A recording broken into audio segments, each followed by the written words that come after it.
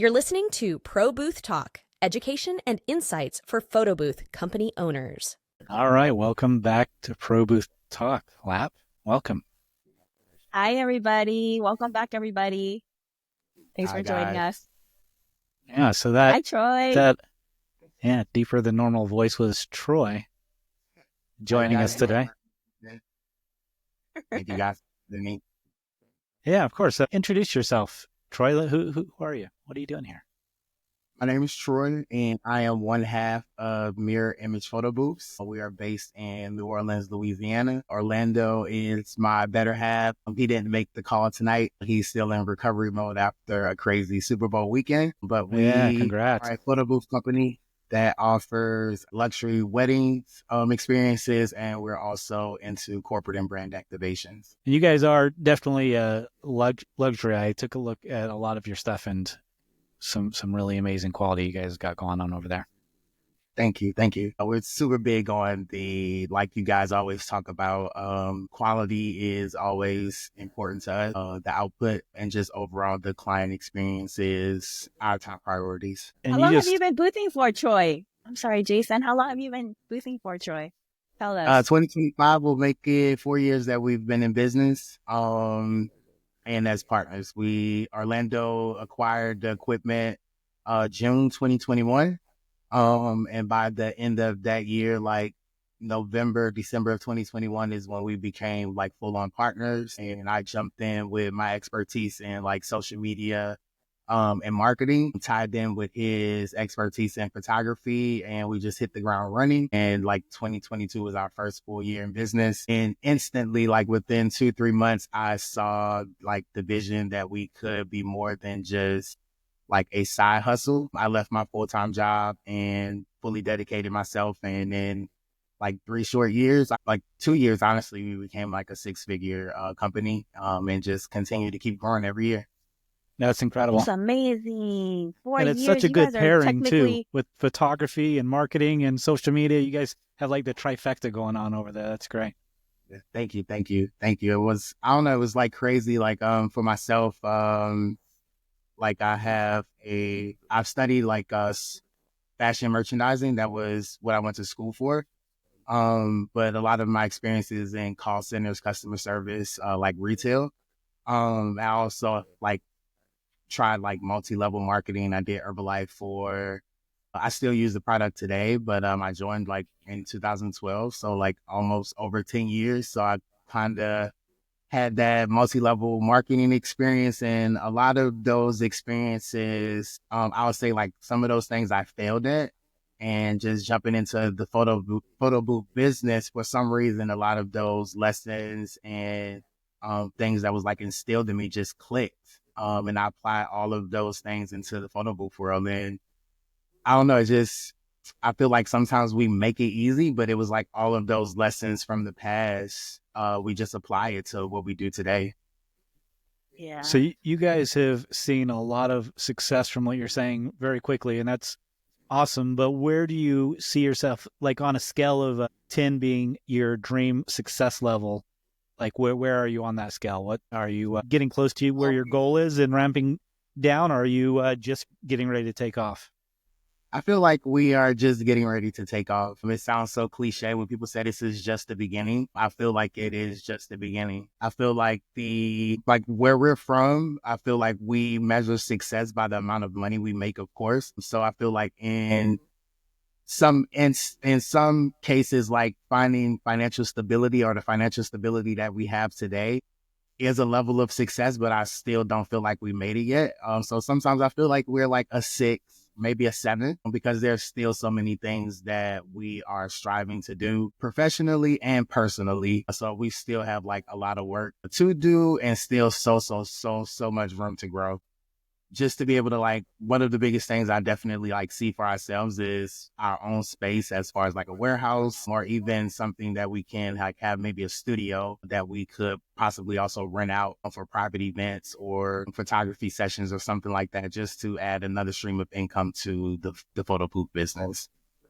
Yeah, that's something I kind of considered when I was looking for a warehouse and office space myself, because I wanted ideally the office to pay for itself, or at least have some kind of income coming in. But Right.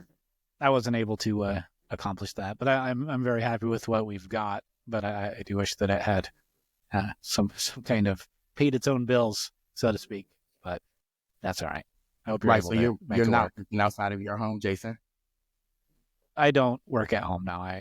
We've got a warehouse. Maybe I should do like a walkthrough sometime when I've got my this being recording on the phone. But no, we've got 2 full-time people in here, so we've got office for them that they share, and then my office. Then we've got a meeting room that's really great because we have different vendors in all the time and just kind of talk and hang out and get to know each other. We can also invite clients in to come meet and look at things. Most clients don't, but it's really nice to be able to offer because most companies can't. So, it's just kind of a flex, I guess. And then our warehouse is actually attached, so it's great. So when people are coming to set up events, they pull up next to our warehouse and they can load their car up directly we have everything staged and ready for them to go. And they could come into the office and say hello to whoever's in here, and we have someone in here during events to do tech support, and they get some food or snacks or whatnot and head out to their event. It's a good system. Yeah, That's something that awesome. we strive to do because as of now, we work out of our home. So even with some of our photo booth attendants, like you said, when it's event time, if we're not actually going out to set it up and they just arrive, we just have them come here, pick up everything, and also drop it off at the end of the night as well. Yeah, and that's tough. I mean, a lot of companies do that, and we did that ourselves. But it's hard to hire somebody and then be like, here's our house, and here's the code to our garage.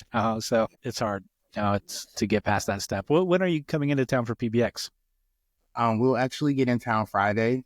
Orlando and I will be in town Friday to, I believe, next Thursday. And some of our team is gonna come Saturday to Monday. Right. So I don't know what you guys have planned, but if you have any openings, like definitely come by the office and give you the tour and check it out. Oh, absolutely. Definitely. Last year I think we came that Monday, and stayed till Thursday and realized it's probably best to come before, to network a little bit. So yeah, that's definitely the goal this year. So do you have anything planned so far? You doing any Vegas stuff? You catching any shows or anything? Shows is still up in the air. That Friday to Monday we'll be staying at Resorts World, and I think Janet Jackson has a show there. So thought about that. But we also just purchased Beyonce tickets today, so we may not go see a show in Vegas because we just spent the money on Beyonce tickets. So I've got a very brief story about Janet Jackson. So we looked at seeing Janet Jackson once here. She didn't have the residency. And I can't remember how much it was, but it was incredibly expensive, at several $100s for like a top tier seat. And we opted to not watch Janet Jackson. And then this summer, my wife and I were vacationing around like New England, and we were in Boston, and we were just looking for different things to do, and saw that Janet Jackson was there when we were there. So we, just out of curiosity, we were like, I wonder how much tickets are in Boston, because we always hear that they're so much cheaper in pretty much anywhere than Vegas. And tickets were like the top, like nosebleeds were like $25. So we ended up spending like $90 each for like 6th row for Janet Jackson in Boston, to where we couldn't even afford to go in Vegas. So yeah, it's a good show.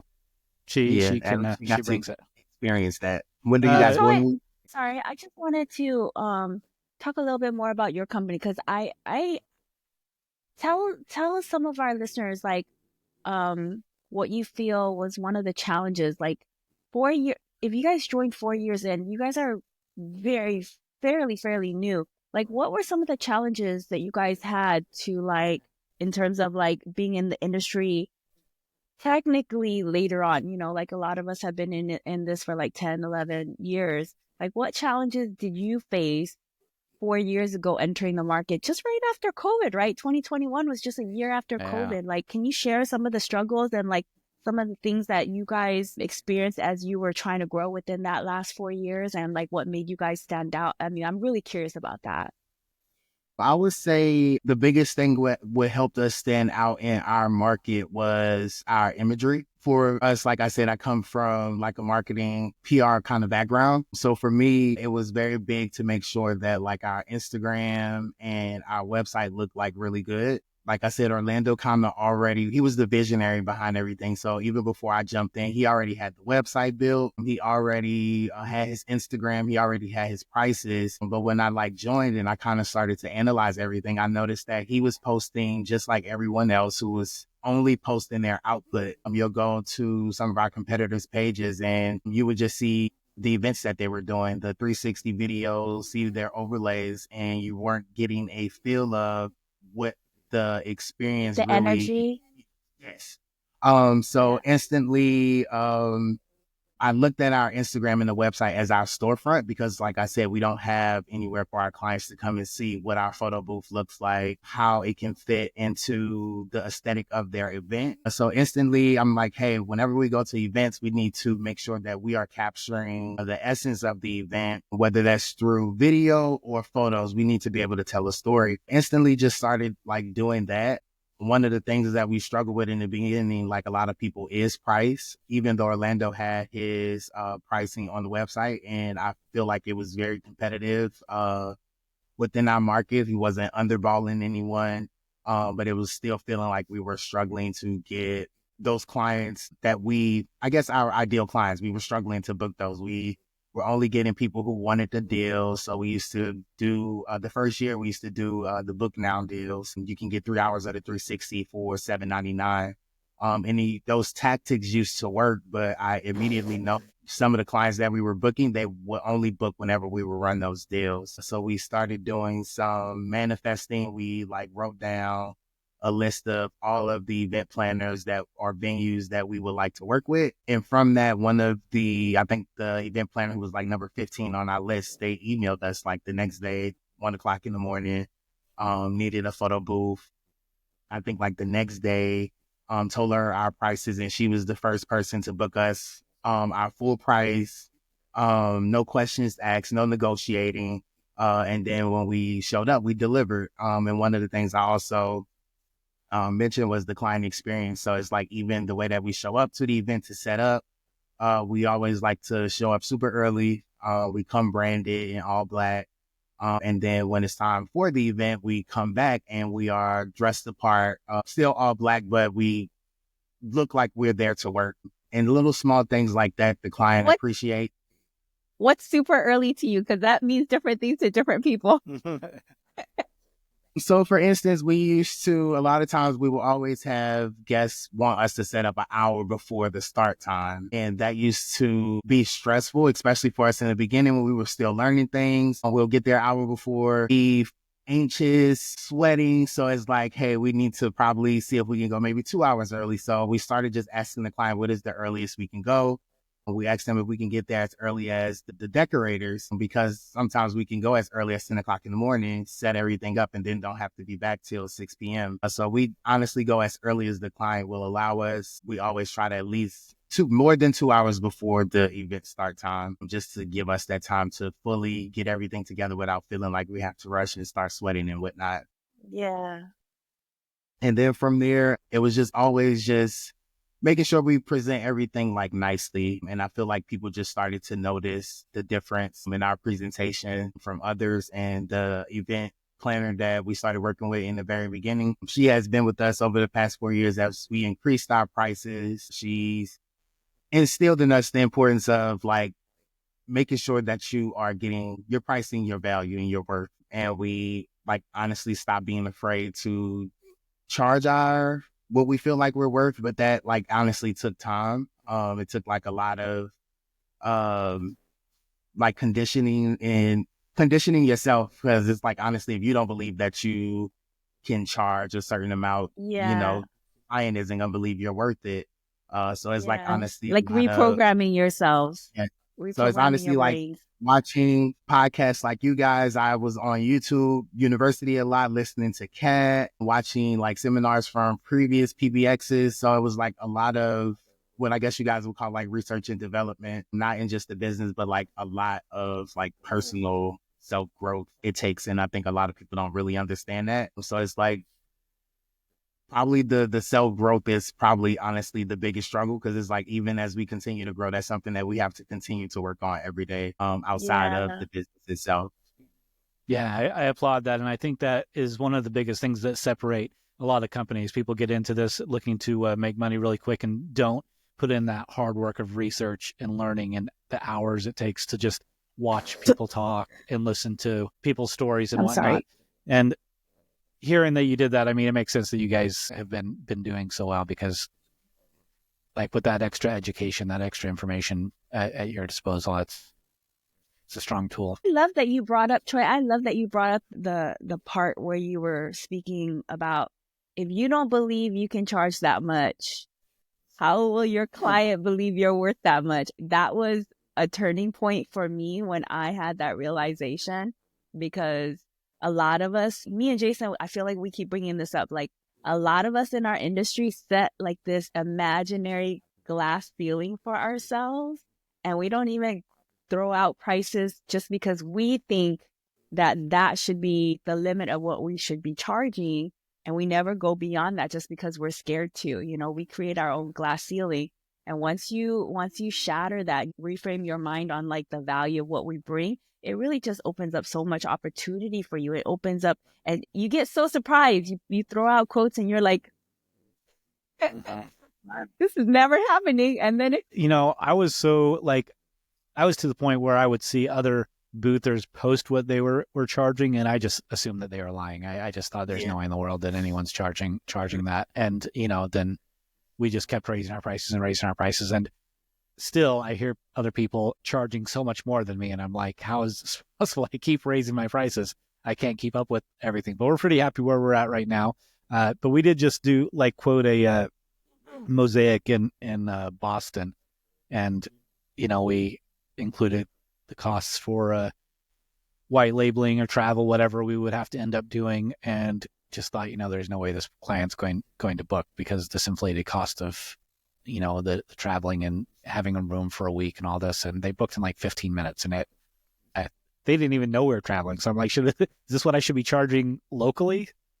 So it's just... I feel like that's something that we always have to, because even during Super Bowl, we had a client reached out, we did our proposal, and just like you said, we felt like they would never pay this price. And they responded like, are you sure is this the right amount? It seems pretty low. And we were like mind blown, like, what? We could be charging more? So it was just like, it's always like a learning experience. And even during Super Bowl, it was booked the official tailgate directly with the NFL. And it was during congratulations!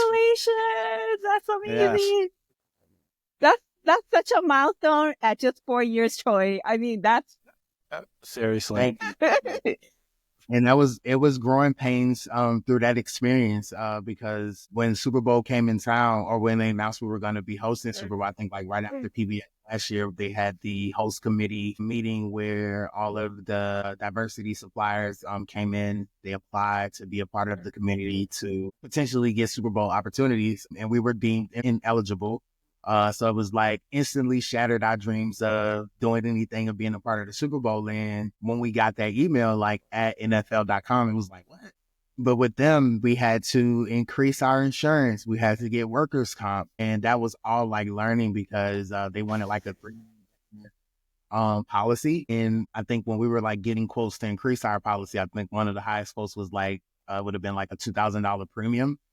So it was just people charge, and when people saying they're charging some of these corporate clients $20,000 and $30,000, it makes sense because they require so much, and there's so much expense on our end that you definitely should be charging appropriately, because a lot of those expenses, you'll end up having to pay for that out of your profit if you aren't charging adequately. But it's just a whole bunch of things that we're learning constantly, even just the overall language to speak to corporate clients to be able to close those really big corporate. So yeah, it's definitely always ongoing process of learning over here. So when I have a quick about follow-up language, question. What? Quick follow-up. So you mentioned just separating the extra expenses into corporate jobs, and I want to explore that a little bit for a second. For a typical wedding for you, just very cookie cutter. Someone calls and say they want a photo booth for a wedding. Say the wedding it's a 4-hour booking or something. how many office hours would you assume you spend on that event? Office hours, I'll say probably maybe like 3. Okay. And then in comparison, how many hours was your Super Bowl job? Like the service hours? It was for the Super Bowl tailgate, it was a 4-hour event. So perfect. So 4 hours in direct comparison. So how many hours leading up to the Super Bowl did you spend on that event? Ooh. I'll say definitely probably well over 10 hours from the time that the initial inquiry came in to like the post email. It was definitely a lot of back and forth from just different departments, even just on-site visits. It was like a completely different experience compared to a wedding. Yeah. So that's what I wanted to highlight when people say they want to do corporate because they can charge more, but we're not really charging more. The invoices are bigger, but the scope is so much bigger. It's 2 4-hour events, very comparable, but so much more time, so much more effort, so much creativity. And that is where the extra cost comes in. And even sometimes with the creativity, because even for like Super Bowl, a lot of the corporate clients did their own designs, but the amount of time that we took going back and forth with them to make sure that the dimensions was right. We honestly could have done it ourselves and it would have probably taken us less time. But it's like you have to, like you said, you have to make sure that you're calculating all of that. That's one thing we don't do just because it's a corporate client that we charge more, because we have some corporate events that will be the same, a 3-hour event, and it'll be the same price as a 3-hour wedding. But it's like when there are certain things that the client needs, you charge more for that. So it's like with the corporate client, a lot of times we get to charge more because the guest list may be long. So versus one photo booth experience, we're offering 5, and you're also branding a whole bunch of other things than just the photo overlay. So the price starts to go up. But then I think people also forget that even though those are other expenses that you're paying for, that doesn't mean that that's always additional money in your pocket. You should be, of course, like when we are doing like custom graphics and everything. Of course, we use like local printers and everything, but we do charge a percentage for felicitating the entire thing, or being, I guess, like the middleman. So we get a little bit of profit on that, but it's not like we are extremely charging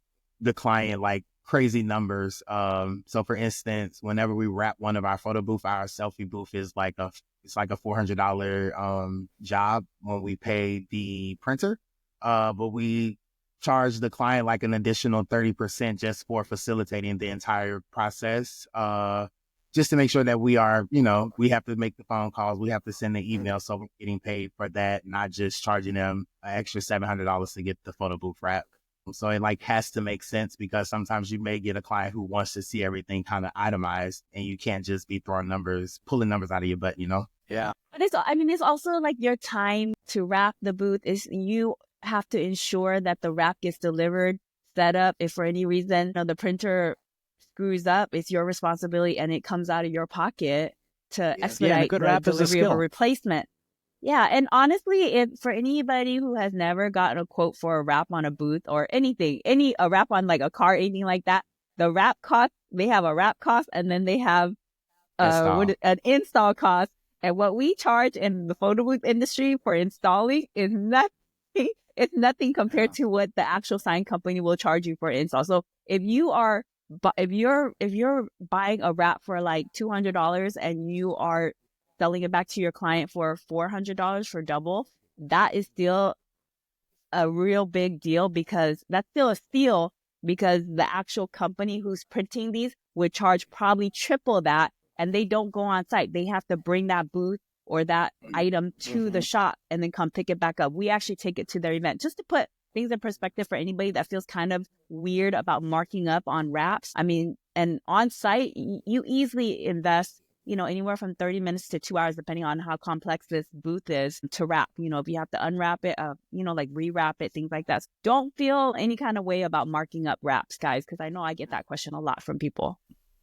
Like you said, it's your time. Even if you are paying, because like depending on the booth, like when we wrap our 360, we'll do that install ourselves. But when it's the photo booth kiosk, we let the printers do that. And it's also the fact that we, like you said, we have to drive there to drop it off. You know, you have to either wait around or wait the next day to drive back to go pick it up. Then you have to send the proof and stuff to the client. So it's still your time that you have to make sure your time is money as well. So Absolutely. you have to make sure that you are paying yourself always. So that's one thing that we've been learning, what they say, like profit first. Because honestly, it wouldn't get done if you aren't doing it. Yeah, profit first. That reminded me I need to have a phone call I need to make. So, so what has been for this past year? What has been like your best-selling service? I mean, what type of services do you guys offer that's different from your competitors, and what has been like your most popular this past year, 2024, 2025? Before we introduced our portrait experience, we took Catalina's cat wedding method course in Canada. We did that in September of last year, and when we initially signed up, I believe it was the end of July. It gave us access to her studio portrait course. We started learning things with that. We ordered all of our equipment. And then at the end of September, we did our first portrait experience. And from that one event, like we hired a videographer, we hired a photographer to come out to make sure that they capture the experience. And from like that one event, things kind of like blew up. We literally booked like 3 portrait experience, like back to back to back. And each client that booked it always booked 2 experience. So they did the portrait experience as well as the glam experience. And that like made our revenue jump crazy the last 3 months of the year. We went from like an average of 10K a month to October, November, and December were all over 20K months. And it just double really, nice. like changed the trajectory of our business. And like I had said, I just felt like it was always the output that we put into it. Focused on. Yeah, so it was like that, and then the Instagram posts. So we don't really like run Google ads or anything, but we would boost Instagram ad and like make sure that it's like targeted to our demographic. And sometimes we'll boost it just to get like additional followers to our page. And I've been trying to do my best at tracking that because about 13% of our revenue comes from Instagram. So we try to make sure we nurture that. Wow. And then 30% comes from Google and 40% is like word of mouth. And just like from social media, when we're at events, we're making sure that we're connecting with people, always sending them back to our Instagram. But yeah, the portrait experience was definitely super big for us in 2024, as well as our glam booth experience. And one of our biggest goals last year was to increase our average on weddings, to make our cost per event for weddings at least $2,000 per event. And like I said, that experience with the portrait helped. And then just everything that we learned from Kat. So much that we learned from that course that we haven't even fully implemented. And we've like got a return on our investment, as well as are able to charge more just for weddings when we haven't even fully tapped into some of those lessons for the corporate side. But yeah, definitely that portrait experience and glam booth was our top services last year. That's awesome. That's a great promotion for Catalina too. If anyone is curious, Yeah. there it was. Solid information. He just said it was worth every penny he invested. And I'm honestly saying with that because like I said, I did like multi-level marketing. I used to go to the huge extravaganzas and listen to the promotion, the motivational speeches. And I just always feel like in situations like that, only like 1% of the people is gonna take the information and apply it. Because it's like even a lot of what she's teaching, a lot of people are saying that like you guys teach some of these things through the podcast. There are people on YouTube sharing the same information. I think a lot of people like to probably be students more than actually just mastering what they're being taught, just probably just hoarding all of the information and not really applying it. Because like I said, before we even took the course, the information that she was giving us, we started applying it immediately. And if you just apply a lot of the things that people are like throwing out there, you should be seeing a return, like some way, somehow. I've been guilty of that a lot. I certainly learn a lot more than I practice, and a lot of times I just forget. Like I'll see something and remember, yeah, I did that course a year ago and never did anything with it. So I think all of us sometimes can do that, but Until it's crunch time, and then you're forced to do it. That's usually what gets me in motion. When there's a project that I absolutely need to get something done, then I jump on it and, figure what I got to figure out. I tend to be more, when so the pressure's talking on. PBX briefly, we've already dedicated a lot of time to the event, but since this is like PBX today, right? We're releasing the Wednesday of PBX. So what's your PBX plans? Do you have any purchases you're looking for? Are you guys doing any shopping? We are open to doing some shopping. We are definitely in the market for a new booth. We've been having our eye on an Every booth. So looking to Gorgeous. look at that again. We saw it last year. Absolutely fell in love with it, and we see that we see where we can fit that into our current offerings, especially for weddings as well as corporate. And then we're also interested in possibly a SketchBot. I haven't pulled the trigger on the SketchBot. I've wanted to a few times, but I haven't been like we've put out some quotes and whatnot, but we haven't had any bites, so haven't done it yet. But I did see him tease. He sent out an email blast. He's teasing something new with the SketchBot, so I am interested to see what that's going to be. AI or PhotoMaster? There's the other one called AI. It wasn't PhotoMaster. It was the original guy. Can't remember his name. It's like AI bot or something like AI SketchBot, something like that. Yeah, the PhotoMaster. Yes. I think PhotoMaster is called DrawMeBot, if I'm not mistaken. I'm not sure, but yeah. But this email was from the official SketchBot that they're like unveiling something during PBX. So we'll probably know what it is by the time this airs, I guess. And I think also we during Super Bowl we've had a couple inquiries for enclosed booths, and I think LA Photo Party is supposed to do something. So I'm interested to see what that looks like and what the portability of it would look like as well. Yeah.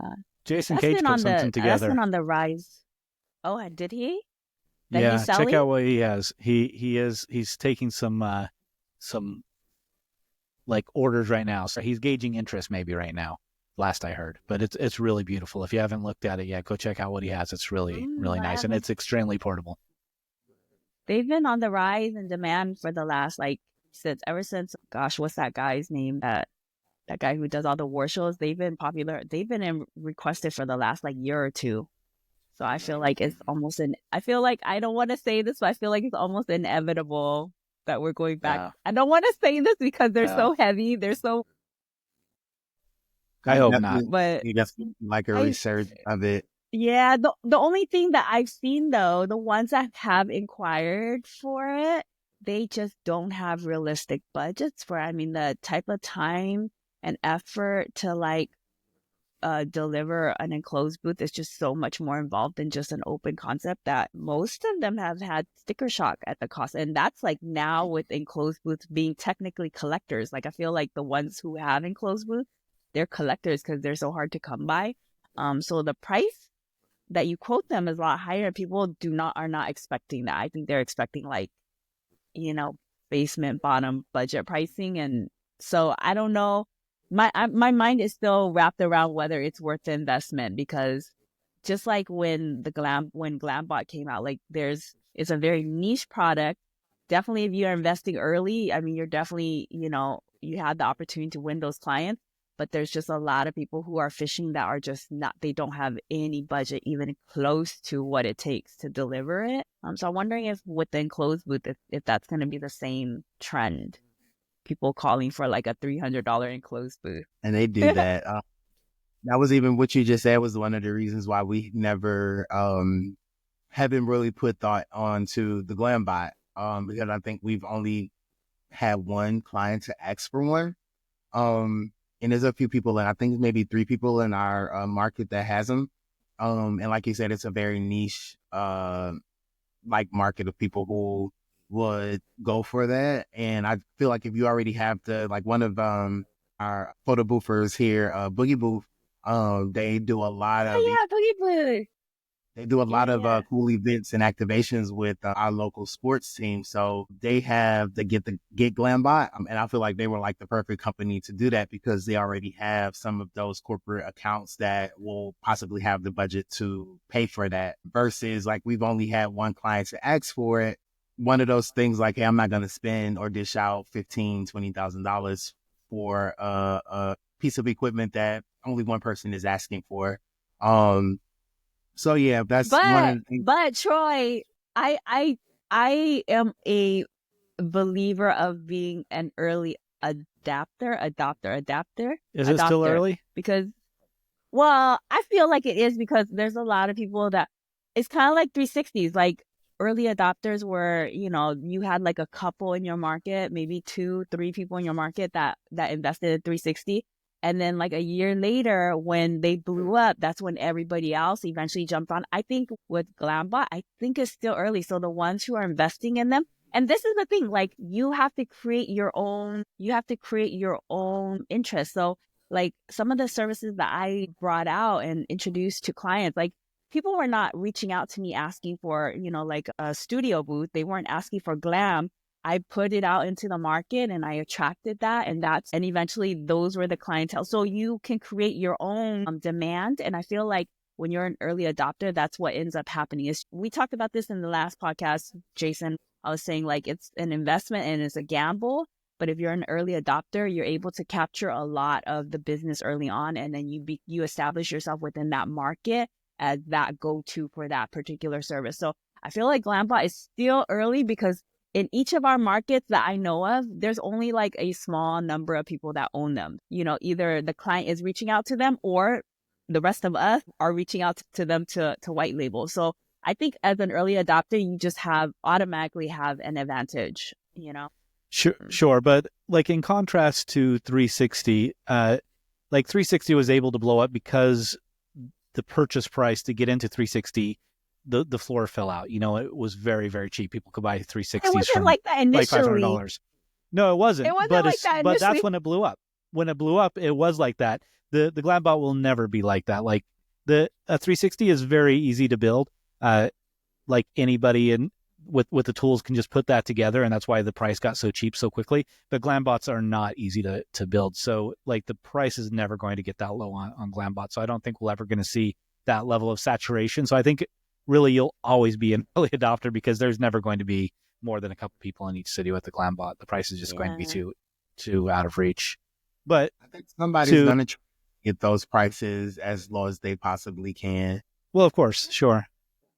But it's like you said, even with the 360, that's something that you'll always be able to tell from, you know, the quality of the work. And then sometimes people, the way that your machine looks plays a big part as well. People want to see what the actual bot looks like. And even like with some of the cheaper 360s, you can tell like a well-built one versus a super cheap one from off of Amazon or something. As industry providers, I don't feel like clients look at 360s and think that's a quality 360 or that's a cheap. That's just us judging ourselves. But I mean, with good reason, right? Because we've had this conversation where we in the industry, if you've had experience with like a cheap China 360, you already know why it's cheap. You know, it's not the fact that you're spending just $500. The fact that for you to get it for $500, that has to be really poorly built. And so you get a lot of shake. You get as soon as someone like just barely taps into it, it knocks out, it knocks off whack, belts fall off, Jason, so we in the industry know, like when we look at 360, we know what we're looking for a quality 360. We know why we're looking for that quality 360 because we need something solid where some people are like dancing on that platform. It's not going to be shaky. You're not going to get shaky footage, but your client's not going to see that, I think presentation is big, but I think you can make a cheap 360 look presentable, except when you start having like the LED lights and the mirrors and stuff like that. I don't know. I imagine you don't have that stuff either, but a lot of people are. Yeah, Sometimes I feel And it certainly fits some events, but of course I'm looking to fit most events. So I stay away from the mirror and the LED and whatnot. Neon But a and the testament to mansion. what you're saying about like creating your own market. I mean, we were kind of doing that, and I just come back to this because Troy just posted a similar thing. We were talking about trying to push the magnet market, and I've been very successful at that. Like no one in Vegas was doing it or had heard of it, and we're doing just as many as we can keep up with, and we've tried to buy more equipment to do more. So we were successful at creating that market, and I saw that Troy recently was doing it as well and doing it very, very well. So I commend you for doing a good job. It was It's beautiful. awesome. Thank you. Thank you.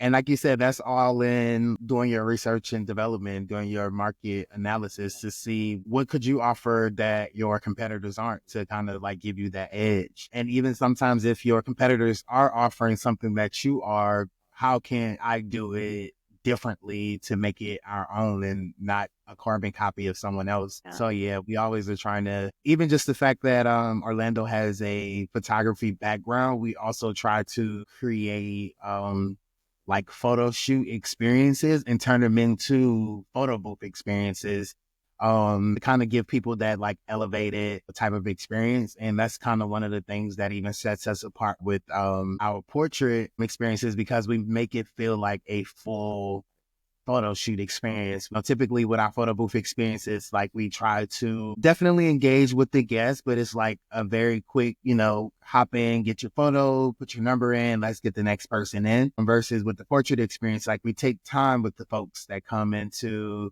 to step in front of the camera. We have a styling assistant that engages with them, kind of creates poses, do like subtle things as touching the shoulders, making people feel comfortable. In the response from the people every time is just like, it's gratifying. It's like a great feeling that people like, oh my God, we and my family, we haven't People get more excited. haven't had professional photos taken in years. So it's like always a gratifying feeling. I find myself a lot of times standing back looking like a proud parent, just smiling at everybody, enjoying themselves. I love that. So yeah, it's always like I said, it's that client experience. You want your guests to make sure that they are having a good time. And I feel like as a photo booth attendant or just like as an operator, if you're having a good time at the event, like I feel like that translates to the guests to have a good time as well. You set the tone. Absolutely. Yeah. I love what you brought up about like posing, composition, because I feel like when my team does that, we get people super excited. So people who are not lining up for the photo session, once they see like there's someone there like directing and posing and composing the shot, people get so hyped. They run to the area, and they camp out there and they take photos because it's more of like a VIP experience. So I definitely agree with you on that. It really takes it to another level. Yeah, because like Jeff you said, the composition. Even just like say, hey, just step over just a little bit more. People appreciate Put your those chin things. down. Yeah. Put your shoulder up. Yeah. Small things like that. They appreciate that extra. Yeah, they appreciate that extra attention to detail that you're spending, and just like straightening their collar. It seems so small, but it's a huge deal to them. Yeah, and they always say that. Thank you so much for the direction.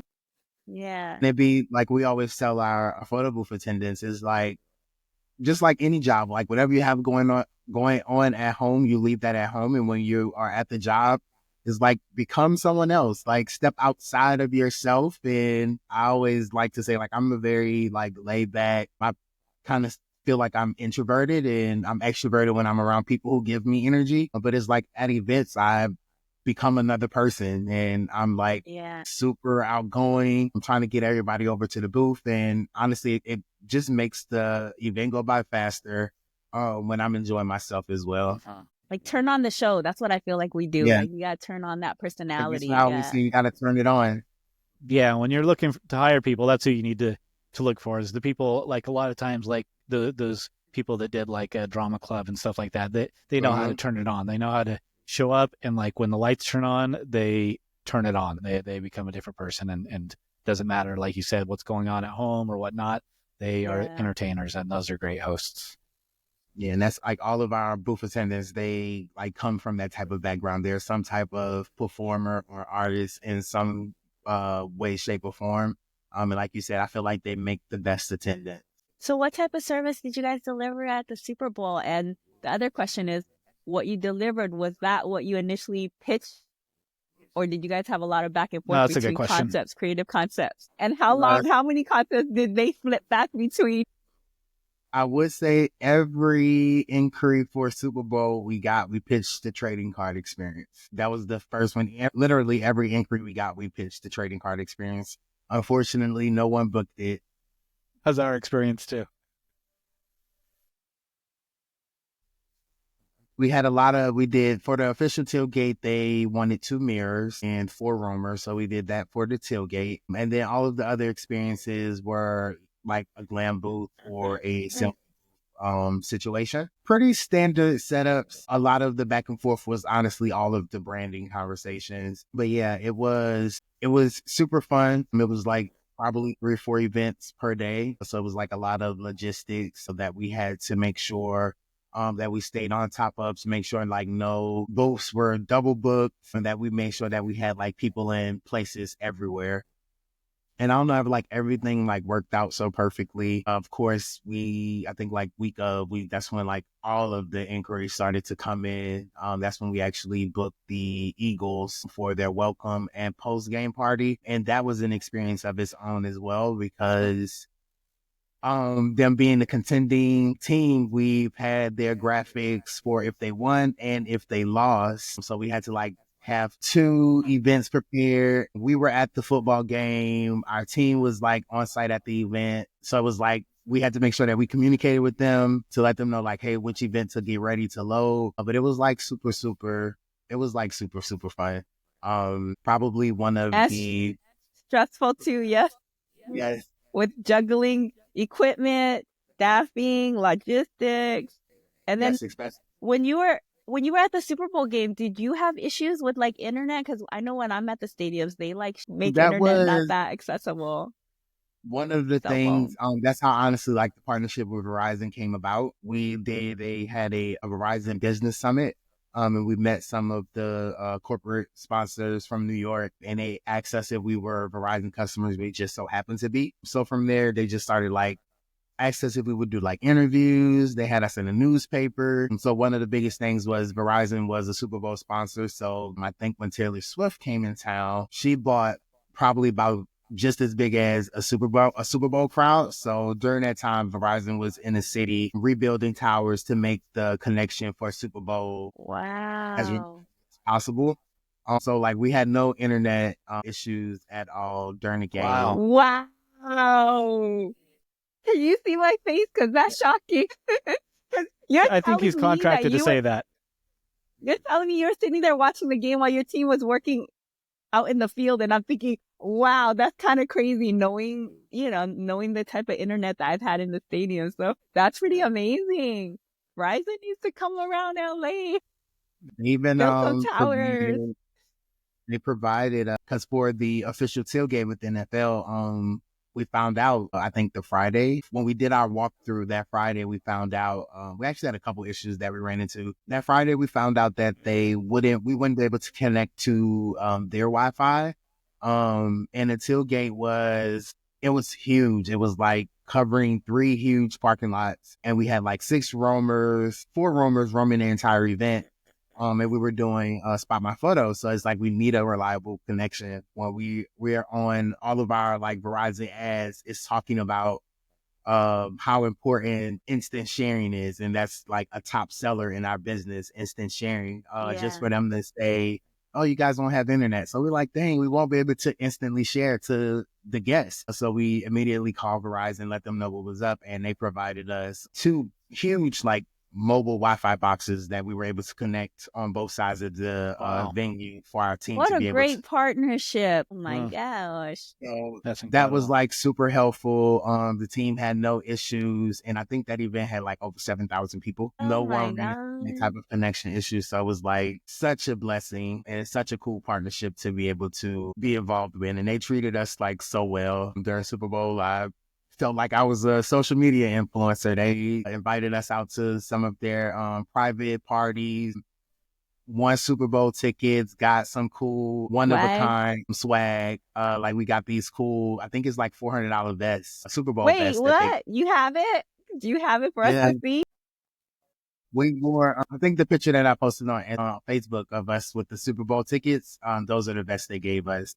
I've been under the weather, so I haven't really been online too much. I've been under It the was weather like for the past probably few honestly one days. of, I guess what people would say like a once in a lifetime experience. Everybody was calling, are you guys gonna sell your tickets? I'm like, heck no, you actually go to the game. I don't think we'll ever get that like chance again to go to a Super Bowl game. So it's like we'll definitely go and get that experience. It was fun. Yeah. For me, So there's been rumor. I mean, I don't know if it's a real rumor or just something people made up, but I've heard that the NFL is trying to put together like a 3-city tour for a Super Bowl. So it just goes between 3 cities, including New Orleans and Las Vegas. And I think the third one is Orlando. I've heard that they're trying to work that out. Of course, there's a lot of cities that oppose that because they want the Super Bowl in their city, but that would be good. The Super Bowl.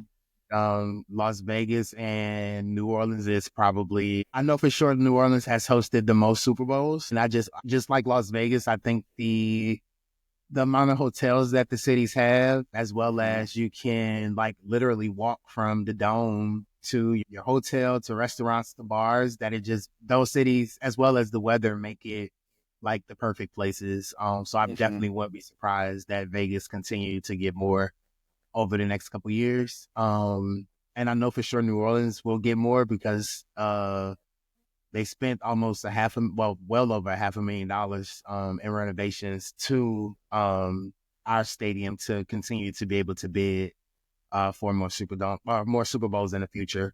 So our fingers are crossed that we see another one in the next 10 years. I think I was Instagramming or chatting with Boogie Booth about their Super Bowl experience this year. Cause like, I think they've been around for like 12 years.